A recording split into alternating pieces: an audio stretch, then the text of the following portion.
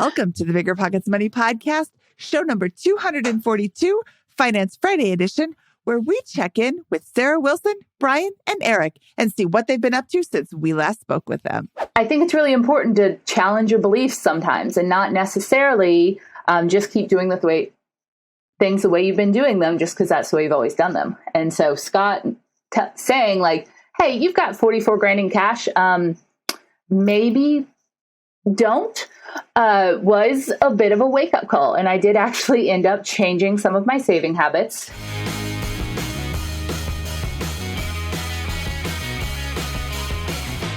Hello. My name is Mindy Jensen, and I am flying solo today. Scott couldn't join me today, so I am flying solo when I recap and catch up with Sarah Wilson, Erik, and Brian. I am here to make financial independence less scary, less just for somebody else, to introduce you to every money story, because I firmly believe that financial freedom is attainable for everyone, no matter when or where you're starting. Whether you want to retire early and travel the world, go on to make big-time investments in assets like real estate, or start your own business, we'll help you reach your financial goals and get money out of the way so you can launch yourself towards your dreams. A couple of weeks ago, somebody posted in our Facebook group, hey, Mindy's always talking about catching up with somebody and checking back in a few months. Well, I have reached out to all of our Finance Friday guests, and over the next few months, we are going to check in and see what they've been up to. Today, we're talking to Sarah Wilson, YouTube's budget girl, and Erik and Brian to see what they have been up to since we last spoke.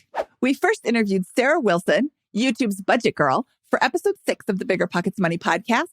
Here's a fun bit of trivia for you. Sarah was actually the very first person that Scott and I ever interviewed for the podcast. She shared her wonderful story of paying off $33,000 in debt in 3 years while making only $26,000 a year. While debt payoff story of any kind is remarkable, Sarah's really impressed me because she was making such little income and still managed to pay off about a third of her annual salary in debt every year. That's really impressive. She came back to the show for episode 178 and shared an update from her first show. She was up to $100,000 in net worth. Yay! House hacking a duplex she bought at the beginning of the pandemic that allowed her to live for free, meaning no out-of-pocket housing expenses, and actively saving up for her next real estate purchase. She had $44,000 in cash, which was mainly in emergency funds, and $3,000 in her next house purchase account. Scott felt that this was an overwhelmingly conservative approach, but I can understand where she's coming from given her past experiences with debt. She was contributing to her employer retirement account and maxing out her Roth IRA and had a modest amount of after-tax investments. Sarah Wilson, YouTube's budget girl, welcome back to the BiggerPockets Money Podcast. I'm so excited to talk to you and catch up today. What's going on? It is always a pleasure, Mindy. Thank you so much for having me. So let's jump right into it. It is always a pleasure to have you. I want to continue to keep up with your story because it's so inspiring. I love your debt payoff story. I love that you found a smoking deal on a duplex that was in the path of progress. We talked about that a little bit, but not a lot on your last episode. Tell me what that means, in the path of progress. So when I was looking for property, I've been in this area for 4 years now, so I pretty much know the area. And I looked for over a year before I made a purchase. And I ended up doing so right at the beginning of the pandemic. A lot of people told me I was really dumb for that, but it actually worked out really well because the $230,000 property that appraised for $240,000 at closing is likely going to reappraise for about $300,000 very shortly. $300,000? It just appraised for okay, let's go the numbers again. What did you pay for it? $230,000. And then in 10 months later, when we talked to you last March, you had just refied to $250,000 it appraised for? No, actually, when I bought it, it had already appraised at $240,000. I only paid $230,000. Oh, okay. Yeah. I did refi about 10 months later just to bring down the interest a percentage point, and it was an FHA streamlined refi, so it didn't actually cost me anything. And I'm about to refi again, hopefully to get out of the MIP and switch over to a conventional loan and also free up my FHA eligibility again. Awesome. Okay. And you have lived in this property for at least 1 year, which has satisfied your initial owner occupancy requirements. If you refinance, you will like reset your eligibility. So supposedly not. They told me, and they gave me paperwork that said, as long as you've lived in the property for 1 year total, because the new loan's only going to be for 29 years. Oh, interesting. Yeah.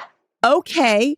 So I would say to anybody who is listening and considering refinancing, talk to your lender about your intentions. You do not want to claim you are going to be living in there and then have plans to move out and then get caught up in some sort of legal miscommunication. I was very clear. I was like, I don't know when I'm going to buy the next house. It might be next month. It might be next year. And they were just like, no, we're good. Awesome. Okay, great. As long as you're talking to your lender and they don't care, that is all that matters. Okay, so the Path of Progress is a great place to buy. Scott bought a house in the Path of Progress, and it just gives you more opportunity to take advantage of appreciation that you're not even forcing. It's just happening without your consent. Yeah. So like I said, I knew the area, and I also work for the university here, which is a huge part of College Station in Bryan, Texas. And it is growing in the direction of where my house is. In fact, they just built a Chick-fil-A near my house, which screams money to me, which I'm pretty thrilled about for a myriad of reasons, including chicken bites. So let's talk about that for a minute. When you're a multinational, are they multinational? Let's just call them national. When you're a national company and you're expanding into an area, that means that you've done your research. You know that that's where people are going to be. If you start to see Starbucks, and I think at the time they just built a Walmart, Starbucks, Walmart, Chick-fil-A, those companies have people who analyze the market and they say, this is a place that I want to build because I know people are going to be there. That's where you want to be too. And the college is growing in that direction. That's another really great, amazing influence in real estate values. Yeah. So I also think made sure to purchase not where the student housing generally is, because traffic is so bad there. That's not the place I wanted to invest. So I went in the other direction. Good point. Okay. Lots of little tips here. Go back and listen to episode 178 with Sarah, because she has a lot of really great information in that episode about how she chose this property as well. Okay. So in our last episode, you were looking for your next property. You said that's your favorite pastime is to go and see houses. Same. Did you find a new property? Kind of. I'm still shopping for an actual property or piece of land, and I'm very open to what that's going to be. I'm open to a duplex, a triplex, a quadplex, a piece of land I can put stuff on. It just I have to have good vibes from it. If we get real hippy dippy here, I have to know that it'll work and it's in a good place and that it has good vibes. I really want to do Airbnb. So I've actually spent 10 grand recently purchasing and working on renovating a vintage travel trailer. So I bought a partially renovated 1982 Holiday Rambler that was completely gutted and redone on the inside. I'm finishing the outside and having kind of doing some of the finishing touches and fixing some not great work. And that I'm hoping to turn into a game day rental for Texas A&M people. So it's going to be kind of Texas Aggie themed. And the plan currently is to put it at an RV park and rent it out. So it's already got the hookups there, and do short-term renting, Airbnb or Vrbo, and then eventually put it on a piece of land that I actually own, and we'll set up all the hookups, build a roof over it, a deck. It'll be darling. Okay. I am a real estate agent, and there was a house that came on the market. The house itself was mid-century, modern, beautiful. It only had one bathroom, and my clients didn't end up wanting to make an offer on it. Or no, it had two bathrooms, but one of it didn't have a master bath. Anyway, in the backyard, they had an unfinished travel trailer that was available for purchase outside of the contract. I'm like, how are you going to get that out of here? Like, it's all fenced in. I don't even know how you got that in there, but that's not my problem. And a little studio.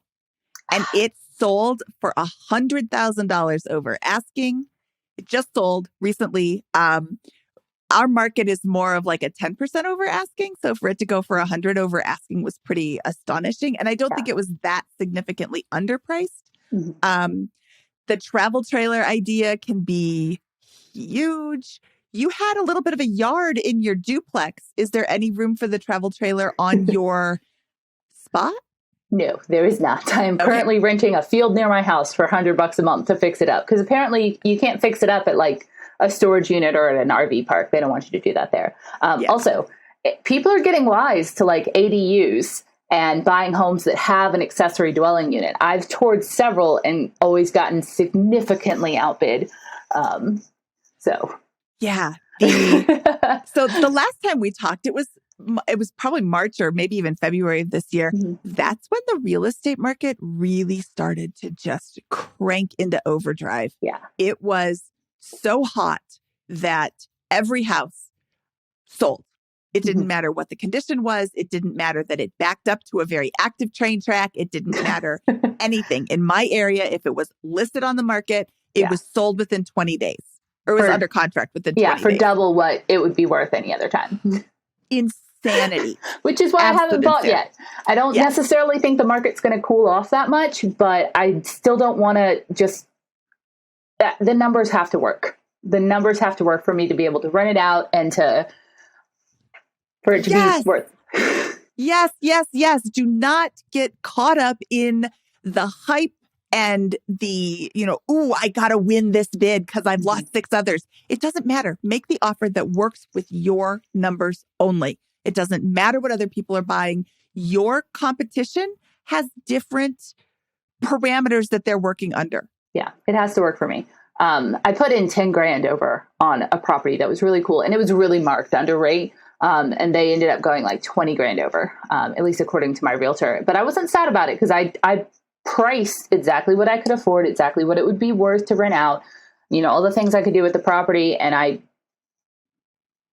that higher number wouldn't have worked. I would have been paying people to live there or, just overpaying. So listen, the next time you're tempted to pay somebody to live someplace, you pay me and I'll just live in my house. I won't call you to fix anything. I'll fix the roof myself. It'll be great. Mm-hmm. I mean, I'm not going to give you a cut of the proceeds when I sell, but if you want to pay somebody, and this goes for anybody, if you want to pay somebody to live somewhere, you go ahead and send me a check. Yeah. The website or BiggerPockets.com has our home address or our HQ address right on there. You just send it right to Mindy Jensen. I'll cash it with a smile. Yeah. Okay, so what else were we talking about when you were here last? You were contributing to your employer retirement fund. We had discussed the concept of the 457 plan, and you were looking into that. You had discovered that you did have that option. Are you now maxing out everything? No. There is still only so much money to go around.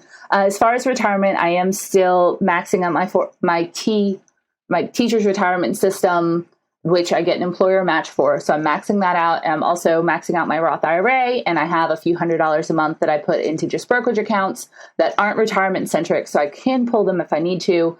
And all the rest of the money is currently going towards property savings. Great. And that is highlighting my comment that I always say, personal finance is personal. And what works for me might not work for you, but it doesn't matter. All that your system has to work for is you. So I love that you're still contributing enough to get your full match. And I love that you're maxing out your Roth IRA. As we spoke to Kyle Mast on episode 200, he said that he can see the Roth option being removed as a way to kind of help pay for all those stimulus checks that the government kept writing throughout the pandemic. Well, listen to Kyle say it because he says it way better. He's far more eloquent than I am, but it's basically a really easy way to sort of remove that loophole and start generating more. It's not a loophole. It's a real thing, but it's, generate more income for the government who has to start paying for these checks. Yeah.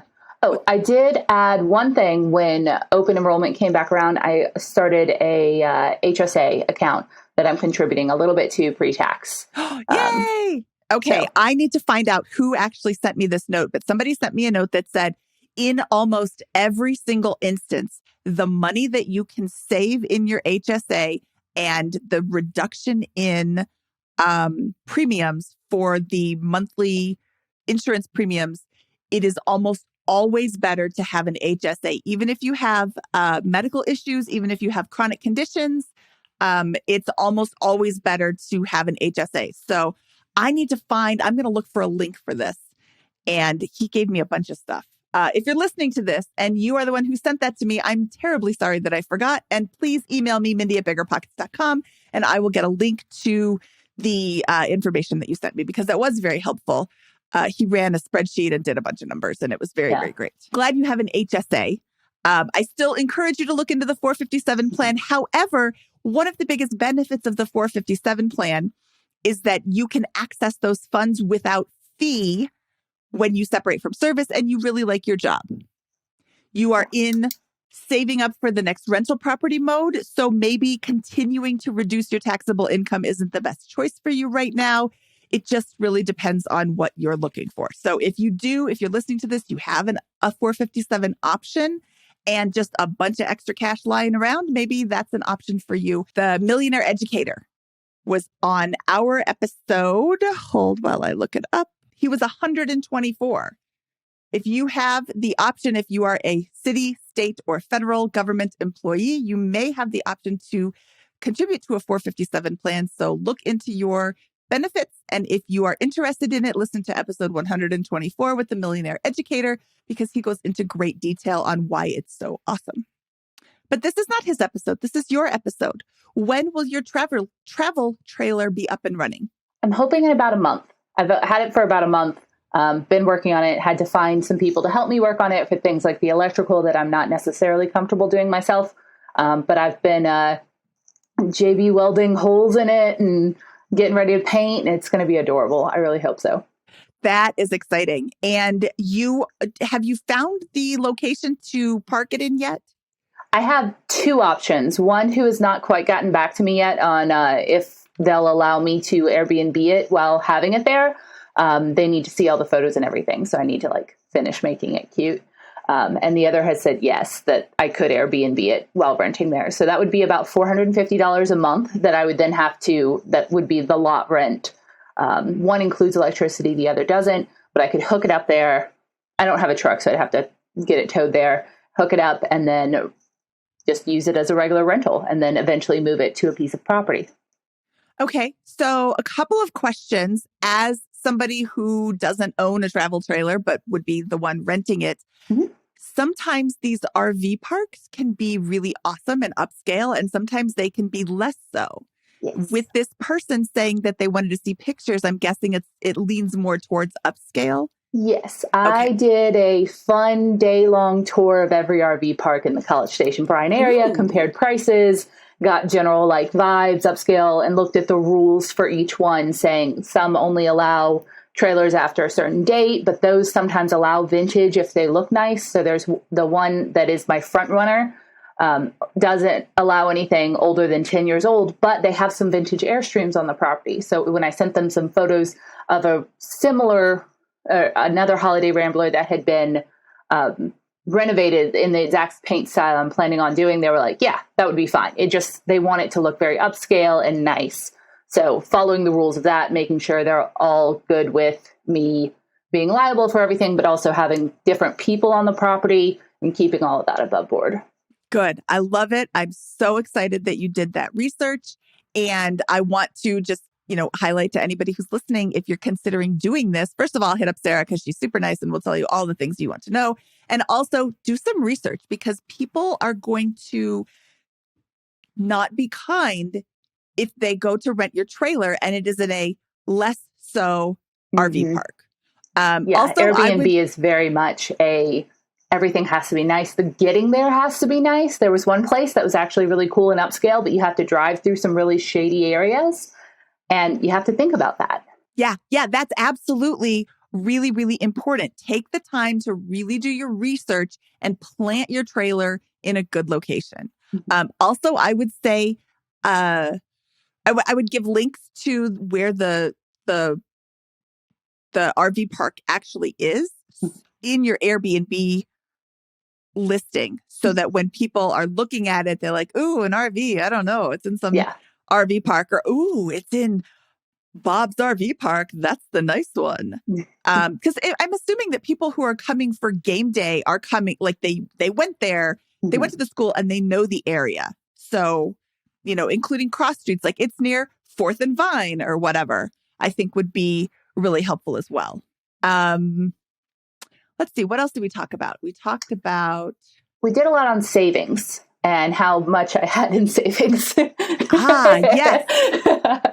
Well, Scott felt that you were rather conservative. He felt you were overly conservative, whereas I defended your honor and said that your past experiences with debt has probably left you a little gun shy, and it's okay to have more in your emergency funds. I want people, especially in the middle of the pandemic, I want people to keep hearing over and over again, emergency funds are the way to go. Yeah. That said, I think it's really important to challenge your beliefs sometimes and not necessarily just keep doing things the way you've been doing them just because that's the way you've always done them. And so Scott saying like, hey, you've got 44 grand in cash, maybe don't, was a bit of a wake-up call. And I did actually end up changing some of my saving habits. I had, as you mentioned, about 44 grand in cash. I do still have my home emergency fund. I do still have my personal emergency fund, but I did end up actually shutting down 5 sinking fund accounts. So I used to have a dedicated travel fund, pet fund, Christmas fund, medical fund, car repair replace fund. And what I did actually, in addition to my emergency funds, personal account, YouTube tax savings, and rental insurance sinking fund, I ended up just moving all of those 5 that I deleted to my new home savings account and making one other short-term savings that kind of will keep just about 2 grand in it. So anything that happens that isn't an emergency that I want to tap my biggie fund for, so travel, pet appointments, that kind of thing, that I can kind of have a secondary place to pull money from without having to tap my emergency fund. There might just be a mental block there. But that freed up about $500 a month that I then got to put towards my real estate efforts. Well, I love that. I love the idea that you want to challenge your thinking. I think that's really important to do. I love that you still have a good emergency fund. What's the quote? 40% of Americans can't foot $1,000 emergency. Emergency. I had to get a new tire, and that's, well, if you get one and the rest of them are old, you got to replace them all. And that's, $1,000. Yeah. And I can cover that. But if I couldn't, what am I going to do? If they're not going to put one new tire on my car and I have to buy 4, I'm going to have to throw it on a credit card and I can't pay it off. So then I have to pay 17% interest or 27% interest or whatever. So one emergency can just really throw your entire month or year off if you don't have any savings. Yes. Yes. So I am totally supportive of your emergency fund. I am totally supportive of the way that you're saving. And I know that if the perfect house came up and you had to jump on it and you had to deplete most of your emergency savings, you still have options. Yeah, I do. So like I said, I have just money in my personal account and there's a little flush money there. And then I have a short-term savings fund. And then I still kept my YouTube tax savings. So tax for my business that gets deducted, my car and house insurance sinking fund. And I also still have my 2 emergency fund accounts, one for my duplex and one for myself. And then I saved up about 25 grand into the new home savings account, which I only just recently tapped to spend about 10 grand on the travel trailer. It was only $4,200, the trailer itself, but it has cost more than that, which I anticipated. Yeah. So how much can you rent the travel trailer out per night? It's going to be about $80 to $100 a night.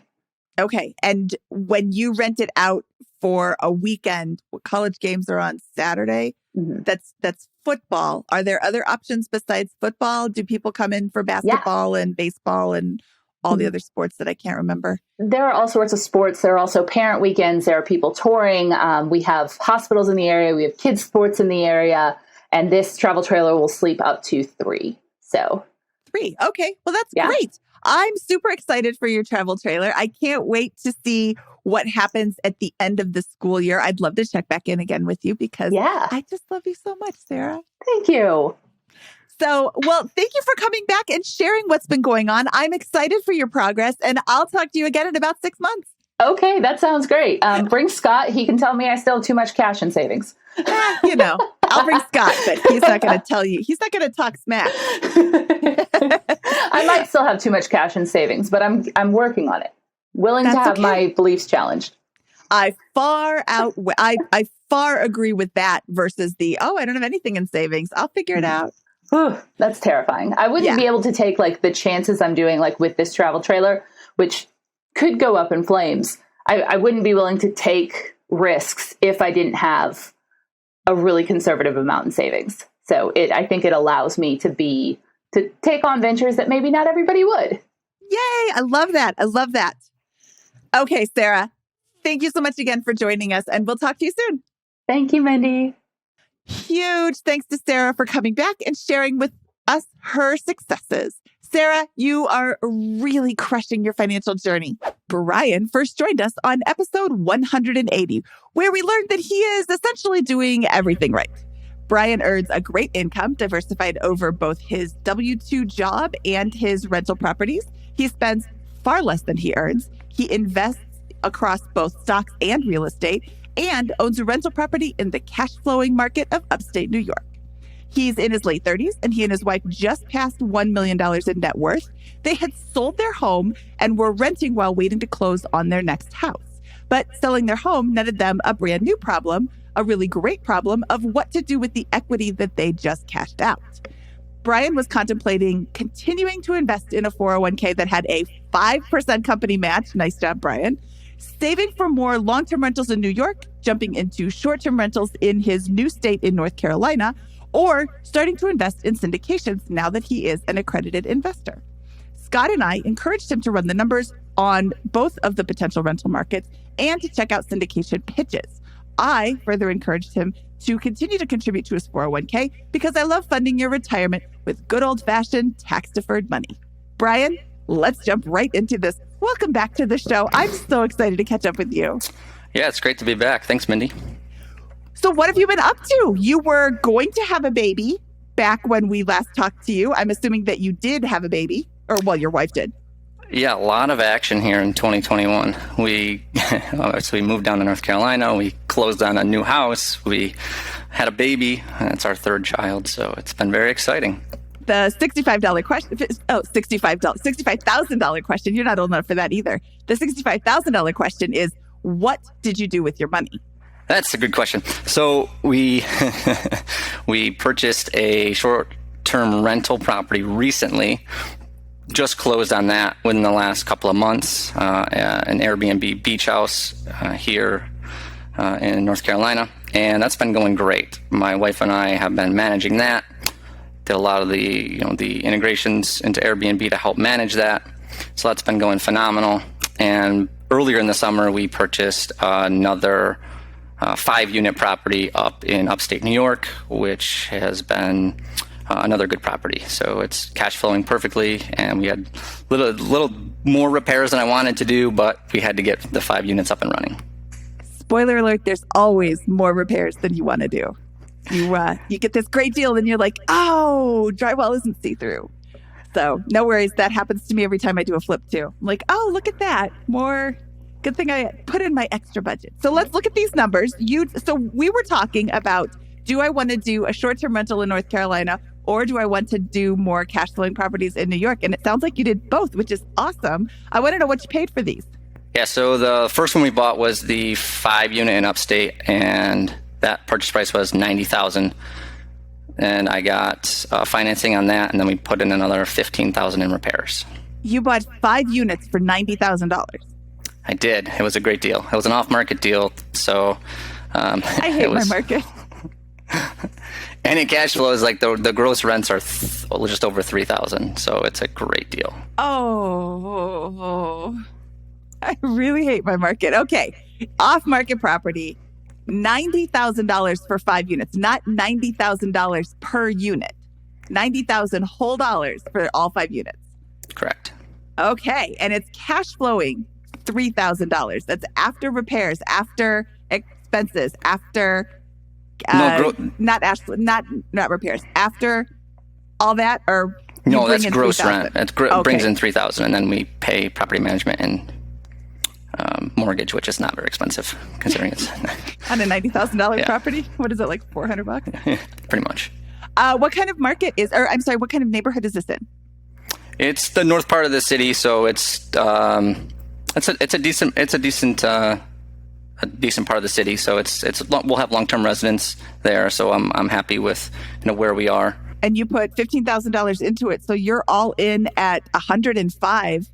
And what is that generating in cash flow after all of your expenses? It'll be about $2,000 a month. You say 2,000, like that's bad. It's great. I'm very happy. That's awesome. That's fantastic. Okay. So what did you put down on that property? Because you said you got a mortgage. Correct. So we put down the 25%, and then you had it really was, we didn't have to kick off all that much, whatever it was. If it's kicking off $2,000 a month and you're $25,000 into it, $30,000 into it, you're paying it off. All your cash, you're paying off in 15 months. And then it's just, then you're not, I really hate my market after talking to you. Yeah, that was a good deal. Like I said, they come across every once in a while like that, and you want to jump on them. So we jumped on that one. You want to be able to jump on them. And I want to point out to people who are listening, Brian was able to jump on this because he knew the market. He had been investing in this market already. You had, I believe, 9 units over 4 properties the last time we talked. So you already know the market. You have a team in place. You have property management.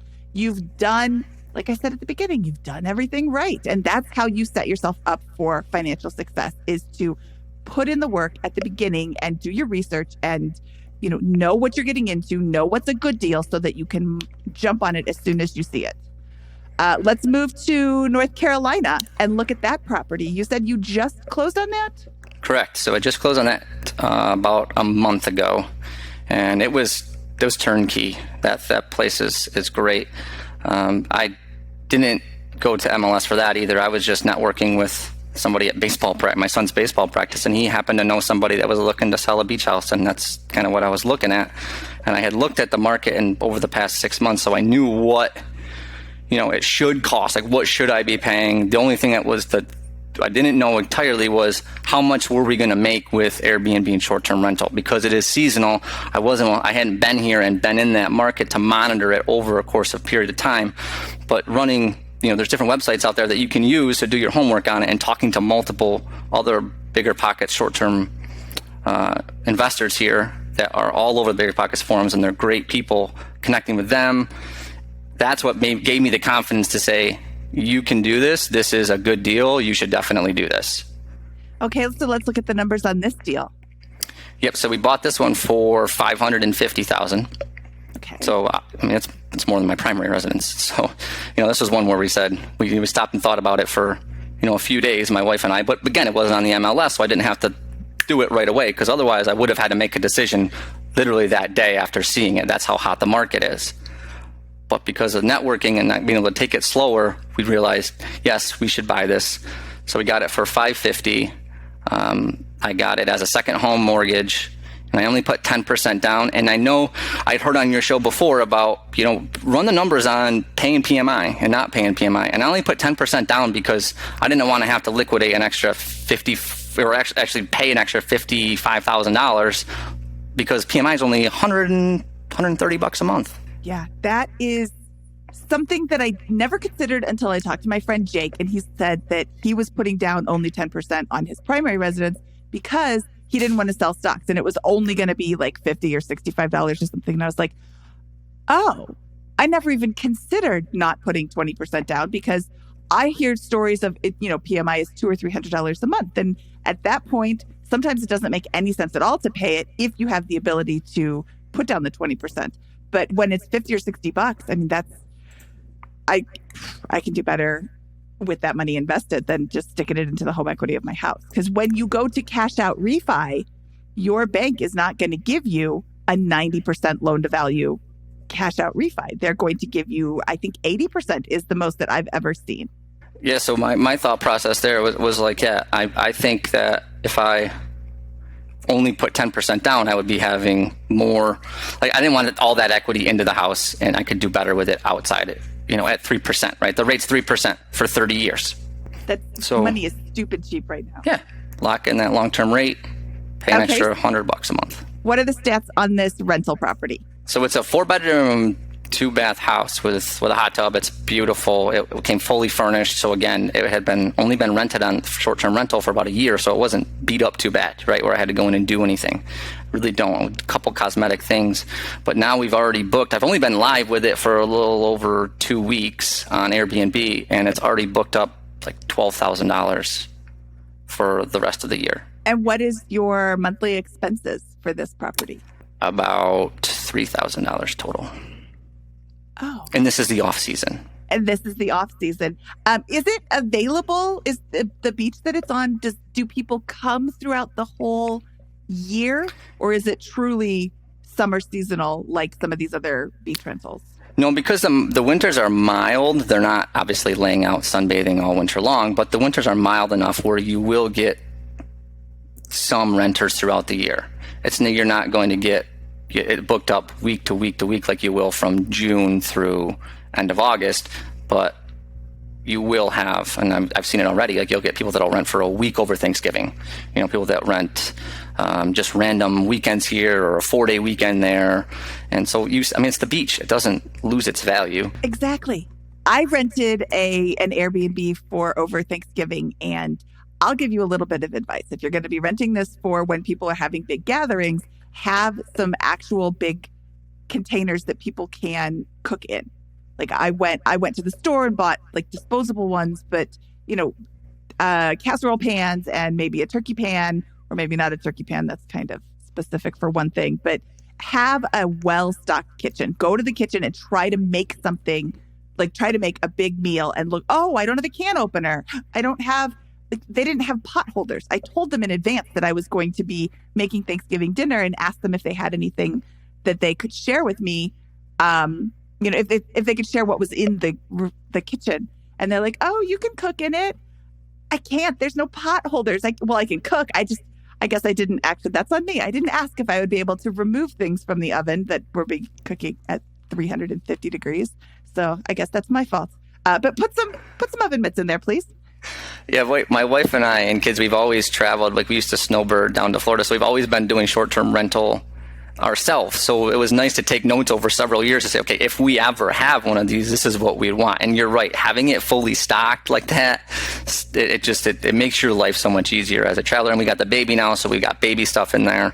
The renter there is right now said she booked it because of all the baby stuff. So just have like a portable high chair and things like a porta crib, like those little things that just help. Plastic dishes for the kids so that they don't drop your glasses on the ground, and because they are going to drop it. So yes. Oh, I love it. So I want to circle back because I didn't mention this. I want to circle back to the beginning of the short-term rental where you said you got this lead from somebody at your son's baseball practice.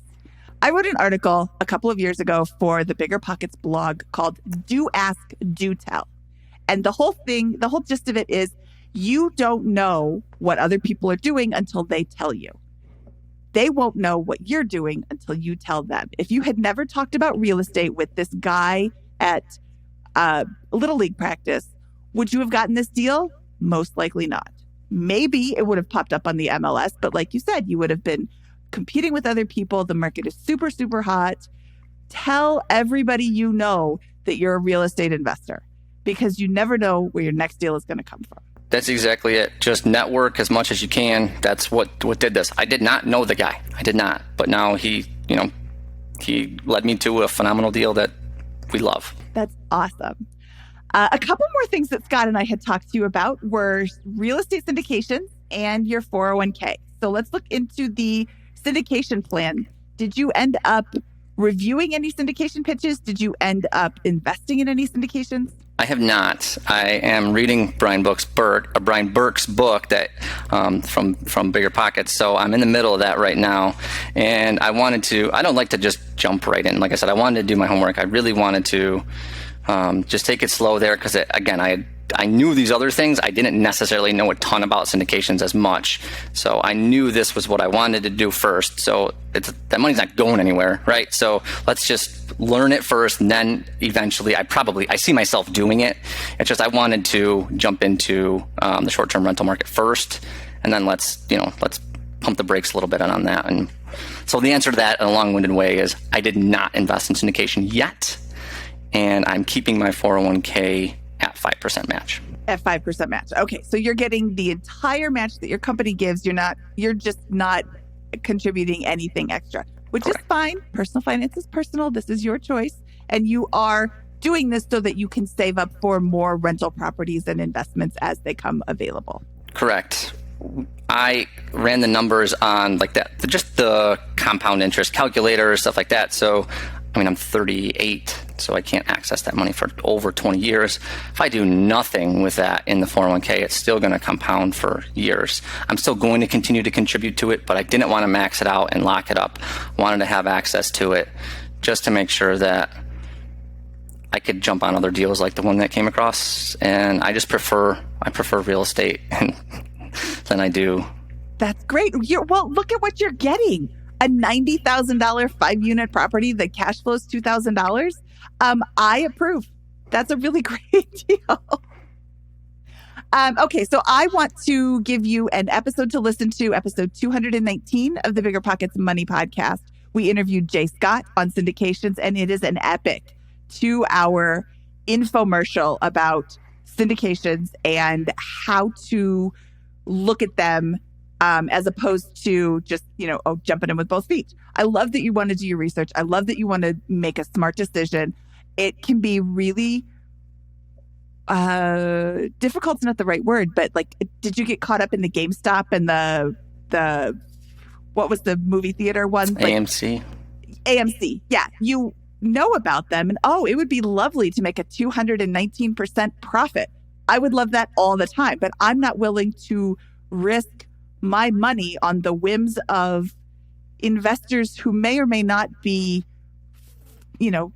making smart decisions. I want to make smart decisions based on solid information. So if you were nodding your head, maybe you've already listened to Jay Scott. He's rather smart when it comes to syndications. And you've got the book too, which is awesome. Let's see. Oh, your job. You moved to a different state. Are you still working at the same place? Yeah, I've always been remote, so I've been able to work wherever I am for the past 7 years. So yeah, nothing changed there. I'm still on my laptop. So what is next for you, Brian? Raise a family, enjoy life, go coach sports, do those things, dad stuff. And when you get money out of the way, you can live your best life. It sounds like you've gotten money out of the way. When we first talked to you, you had something like $5,000 in monthly expenses, and $3,000 of that was covered from your rental properties. Now you've got another $2,000 from the 5-unit. One or two more rental properties are going to push you over the edge of replacing your W-2. And then it's just, I don't want to say it's a game. I really don't like when people say, I want to get into the real estate game. But then it's like, what phenomenal deals can I find? You seem to be pretty good at finding these phenomenal deals. I don't know. I get lucky sometimes. I'm patient. I don't know. I think that $90,000 5-unit is a sweet deal. What is the ARV on that? Probably around, right now, I could probably sell it for $175. I quit my market completely. I hate my market. It's so hot. Well, you bring up a good point though. Like with the passive income, that's obviously the goal all the time, right? Is to reach that financial independence. But I love my job, so I'm not doing anything different. I'm going to keep going with what we're doing and enjoy it. And maybe we'll find another beach place if we enjoy this. We'll do this for a year, right? And we still do some of the cleanings. We have a cleaner, but we still do them. I want to experience it. I want to go through it and see how it goes. Yes, when you know how everything works, then you can hire it out with confidence instead of just kind of guessing, I guess it takes 17 hours to clean this house. No, it takes 3. Well, this was awesome. I'm so glad you came back on the show to recap with us, because I was really curious. what you were going to do, short-term rentals, long-term rentals. And it turns out you're doing both, which is great. Did you spend all the money that you had from the sale of your house in New York, or are you still sitting on some and waiting for the next deal? I wouldn't be in this position, Mindy, if I spent all the money, would I? Well, you could have found a really fabulous, amazing property, but you're right. So you are ready for more deals. Yes. As they present themselves. That is the best position to be in. Okay, Brian, thank you so much for joining us and coming back on the show to give us a recap. And maybe in another year, we can see how many more rentals you've bought and check in on that Airbnb and see how it's going. Well, thank you so much. Appreciate it. Wow, Brian, thanks for that update. I'm super jealous of those deals that you're finding. And if you ever need somebody to take a test out on that beachfront property, you go ahead and give me a call. We originally spoke to Erik on episode 170. Erik and his wife are teachers in New Jersey, bringing in a little over $9,000 a month after pension and 403b contributions. He was in the process of refinancing his mortgage from 3.25% down to a frankly ridiculous 1.875% and taking it from a 20-year loan down to a 15-year loan. Erik had also taken out a HELOC against his personal residence for the down payment on his rental. In an effort to be debt-free, he was making additional mortgage payments on both properties and his car, but he only had a small emergency or reserve fund for his rental. Scott and I had recommended that Erik stop all the extra payments to his mortgages in his car and aggressively pay off the HELOC. We also recommended that instead of taking out the refi that he was about to sign papers on, he contact his bank and see if he could switch it up and do a cash out refi and pull some money out to completely clear out the HELOC. We also pulled out our go-to suggestion for just about everyone, which is track your expenses. We had a bit of an update from Erik at the end of his original show because we recorded it in early December and released it in early February. He had made the decision to change his refinance out to a cash out, pull out what he could, and pay off the HELOC. He and his wife have a money date, have had a series of money dates, and decided to stop making extra payments to the mortgage, and were then able to save a whopping 40% of their income. Hooray, Erik. That's so awesome. They also moved their 403b to a new provider and cut out an enormous 2.5% in fees. First of all, it should be criminal to charge so much for fees, but congratulations again on making such an amazing decision. Erik, welcome back to the show. I'm so excited to talk to you today. Mindy, thanks so much for having me back. It's great to see you again. It's great to see you. So what have you been up to after that? We've already had a recap, and now we're going to do another recap because I'm guessing you've done more. Oh my gosh. My wife and I got so excited after our recording that we kind of went and tried to do everything we could, as much as we could, to get ourselves in an even better financial situation. So you brought up the refinance that we did. So where that stood was when we did our cash out refinance, we took out more than we had expected to be able to, as far as our equity. Our home had appreciated even more than we had expected. So that allowed us to take out more. We paid off our HELOC. We refied at 2.875% with no points for 30 years. That actually allowed us to purchase another rental property in northern New Jersey. So now we've actually got two rentals that are cash flowing around $700 a month.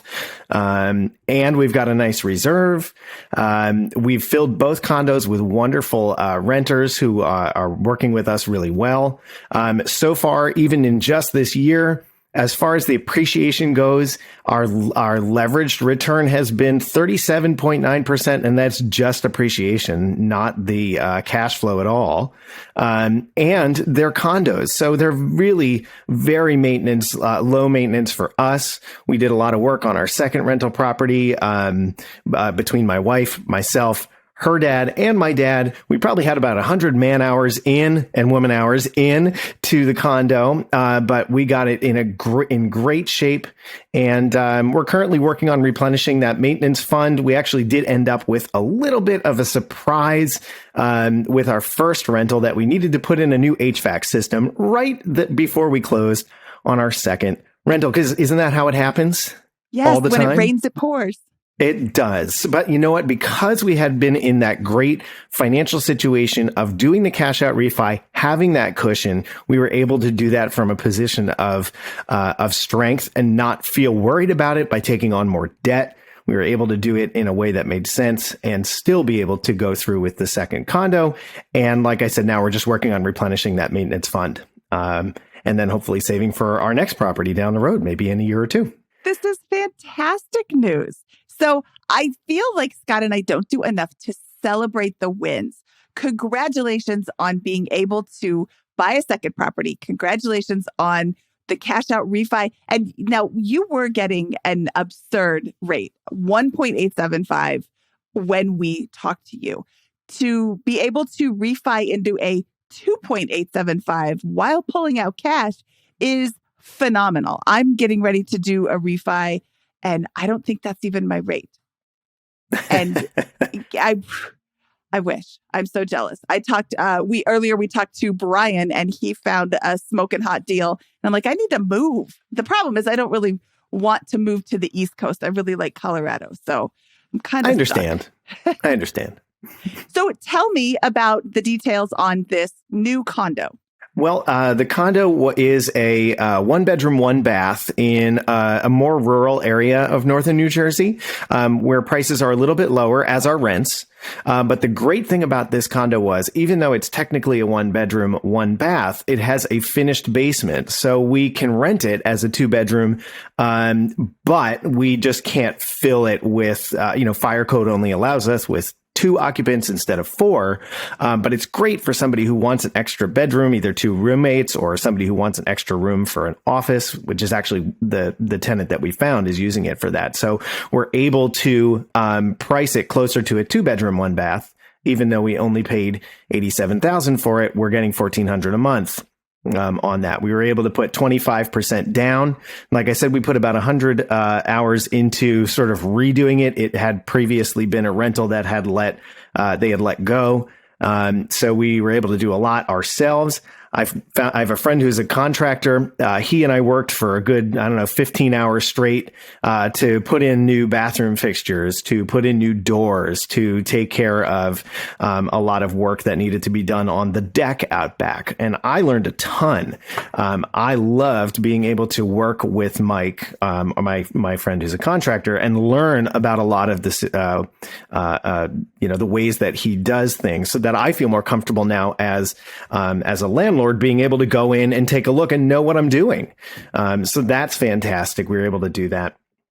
Again, we put 25% down and now we're renting it out for $1,400 a month. And that cash flows around, I want to say $400 a month for us, which is fantastic. That is fantastic. And I am a huge proponent of learning how to do it yourself, because when you don't know how to do it yourself, you could have a contractor who may have nefarious intentions and come in and say, oh, you need a new flux capacitor. That's $150. And you're like, okay. And it's really like a screw that needs to be tightened. And he's in there, monkeying around for a few minutes. Whereas if you know it, first of all, you could probably do it yourself if it's just a screw that needs to be tightened. But also you can sift through the people who aren't being super honest. So I love that you spent some time working on your own property. You make a really good point that I want to highlight. You said that it is a 1-bedroom, 1-bath, but it has space for another living area, a finished basement, if you will. And on the BiggerPockets Real Estate Podcast, episode 215, we talked to Ricky Beliveau about finding space and creating additional bedrooms. He took a condo and turned it into an additional, it was like a 2-bedroom, and he turned it into a 3rd bedroom because it had a dining room, a living room, and a family room. He's like, I don't need all this stuff. I need another bedroom. So he created space where somebody may not be really looking for a way to create space. So I wanted to highlight that was really fantastic of you to see the options and the opportunities. And instead of just advertising a 1-bed, now you've got a 1-bed plus office or a 2-bed. And that is fantastic. What is next for you, Erik, Mr. Just Not Stopping Ever?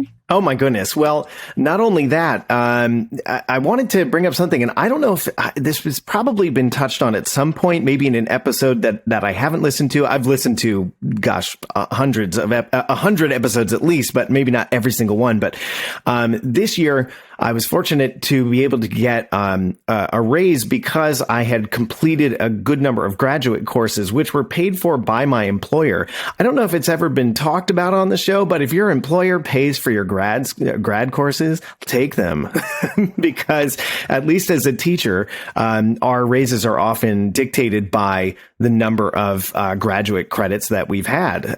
So I was being covered for most of the costs for the graduate work, and then that goes and increases my salary. My wife has done the same thing. So on top of having a better financial situation with our rentals and our mortgages, we also now just make more money, which is fantastic. And the work was paid for by our employers. So that's another great thing that was really exciting this summer when we got our paychecks in September. That is wonderful news. I love that you brought that up. And you're right. There are a lot of things that your employer may offer for free, but you have to go in and ask them. So if you're listening to this and you would like to get another degree, another course, you'd like to take a class or, get a certificate, talk to HR, talk to your boss, talk to people in your company who would know about these things and ask if any of these programs are available. That is excellent advice. Even if they only cover half of it, even if they only cover a small portion, every dollar that doesn't come out of your pocket is a dollar you get to save. Which is kind of a dumb thing to say, but keep more dollars in your pocket. So you've increased your income at work. You've increased your rental income because you bought another rental property, and you are now you have. Did you say you have a new graduate degree, or you just took graduate courses? That was mean. Oh, you just took graduate courses. Do you have an additional degree on top of this? I'm working toward a second master's degree. Luckily, with my school district, not all of them are this way. They offer you a pay bump at 16 graduate credits and then the next degree. Nice. Okay. So I got to that 16 credit bump. And then now I'm working toward that second degree, which hopefully will be done this year, which means next year there's another move on the salary guide. I love it. I love it. I love it. Okay. What does your reserve fund look like? We had talked about that. And in the original episode, Scott felt that you were a little undercapitalized in your investment business. So what sort of reserve fund are you holding on to right now? Well, we have a personal safety net that we keep in a robo-advisor, 75% bonds and 25% stocks. It just has about 5 or 6% growth every year. And right now in that we have about $30,000, which is about 6 months expense or 5 or 6 months expenses for us. So we're okay with the fact that after we had to pay for that HVAC replacement for our first rental property, we're down to about $5,000 on our reserves. It was about 11 or 12 grand before that. But we also feel, and we're working towards building that back up, but we also feel comfortable that if we had to, we could go and dip into that safety net if we needed to for an emergency repair. We Perfect. should be able to hopefully have that replenished within about 6 months to about 10 grand, which is where we'd like to be. I love it. Okay. So the overarching theme that I get from your story is that you are even more intentional than you were before. You are focused on the numbers, you're focused on the plan, and you are working together with your wife to create your financial future. Absolutely. Absolutely. We love looking at it together and working on, imagining where we're going to be, and just the different options that are hopefully going to be able to be available for us in the future. Yeah, that is fantastic. I love to hear that. And I love to hear updates on your story. I want to circle back with you in another year and see how many more properties you've purchased and how much more money you're making at work because of your finished graduate degree and all of the things that your intentionality is going to bring you. I'd love to. And hopefully I'll be able to share a lot of great news with you. Awesome. Erik, thank you so much for taking the time to update us on your story, and I will talk to you soon. My pleasure. Thanks for having me back. Okay. Erik and I had finished recording, but then he gave me one more tip that I have to share with you. Erik, talk to us about Escrow. Okay, so I did not come up with this idea, but definitely made it happen, and it's been great. And that is, we asked our mortgage company if we could waive our escrow, and they essentially sent back a long 3-page letter that said yes. So we did that immediately. We got back what they were holding onto for our escrow, which we just put in our savings account. And now we're able to pay our taxes, our property taxes, and our insurance off of our credit card and rack up points for some great vacations. Now, they do charge a service fee to do this, but the service fee is less than those points are worth. So we're able still to come out on top and have that reserve. So this, in a couple months, we're actually going to be traveling to Miami, and it's costing us like nothing. So it's fantastic. I love this tip, and I love the stacking, because you're going to pay your taxes anyway. And stacking this up with a vacation that you now get for free, or whatever the service charge was, is a great tip. I do want to point out a couple of things. First of all, not every lender is going to let you do this, but you're not going to know until you ask. Second of all, you do need to actually pay your taxes. And I know that kind of goes without saying, but make sure that you have the ability to pay your property tax bill before you ask your lender to allow you to do that. Because, and most people who are listening are really good with money or want to become really good with money. They would be able to do this. When I asked my my lender if I could just not escrow the property taxes and the insurance, they're like, it'll cost extra. I'm like, well, I don't want to pay to not pay, so I'll just pay.